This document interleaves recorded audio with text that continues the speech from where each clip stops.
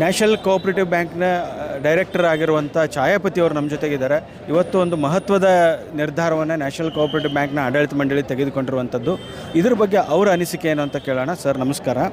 Sir, ಇವತ್ತಿನ ಒಂದು ಬೆಳವಣಿಗೆ ಏನಿದೆ, ಕಾಸ್ಮೋಸ್ ಬ್ಯಾಂಕಲ್ಲಿ ನ್ಯಾಷನಲ್ ಕೋಆಪರೇಟಿವ್ ಬ್ಯಾಂಕ್ ಮರ್ಜ್ ಆಗುವಂಥದ್ದು, ಇದರಿಂದ ಗ್ರಾಹಕರು ಇರ್ಬೋದು, ಠೇವಣಿದಾರರು ಇರ್ಬೋದು, ಇವರ ಹಿತರಕ್ಷಣೆ ಹೇಗೆ ಸಾಧ್ಯ ಆಗುತ್ತೆ ಅನ್ನುವಂಥದ್ದು.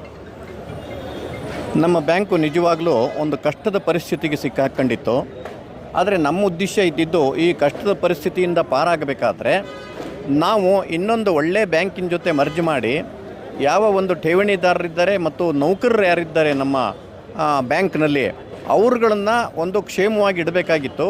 ಠೇವಣಿದಾರರ ಒಂದು ಹಣನೂ ಸಹ ಕ್ಷೇಮವಾಗಬೇಕಿತ್ತು.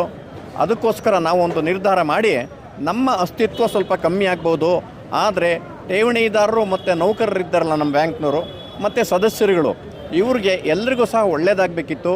ಆ ದೃಷ್ಟಿಯಿಂದ ನಾವು ಒಂದು ಒಳ್ಳೆಯ ಬ್ಯಾಂಕಿನ ಜೊತೆ ಮರ್ಜಿ ಮಾಡೋದಕ್ಕೆ ಪ್ರಯತ್ನ ಮಾಡ್ತಿದ್ವಿ. ದೇವರ ದಯದಿಂದ ಪುಣೆಯ ಒಂದು ಕಾಸ್ಮೋಸ್ ಬ್ಯಾಂಕ್ ಅಂತ ಅನ್ನೋದು ನಮ್ಮ ಸಂಪರ್ಕಕ್ಕೆ ಬಂದು ಅವರೂ ತುಂಬ ಆಸಕ್ತರಾಗಿ ಬಂದರು, ನಾವು ಸಹ ಆಸಕ್ತರಾಗಿ ಕೊಟ್ವಿ. ಅಂದರೆ ನಮ್ಮನೆ ಹೆಣ್ಣನ್ನು ಒಳ್ಳೆಯ ಮನೆಗೆ ನಾವು ಸೇರಿಸ್ತಾ ಇದ್ದೀವಿ, ಅವಳಲ್ಲಿ ಭಾಳ ಬದುಕಬೇಕು ಅಂಥೇಳಿ. ಅದರರ್ಥ ಠೇವಣಿದಾರರು ಮತ್ತು ನೌಕರರ ಯೋಗಕ್ಷೇಮನೆ ನಮಗೆ ಮುಖ್ಯವಾಗಿತ್ತು. ಅದಕ್ಕೋಸ್ಕರ ನಾವು ಅನಿವಾರ್ಯವಾಗಿ ನಾವಿನ್ನು ವಿಲೀನೀಕರಣ ಮಾಡಬೇಕಾಗಿ ಬಂತು. ಅವರ ಯೋಗಕ್ಷೇಮವೇ ನಮ್ಮ ಮುಖ್ಯ.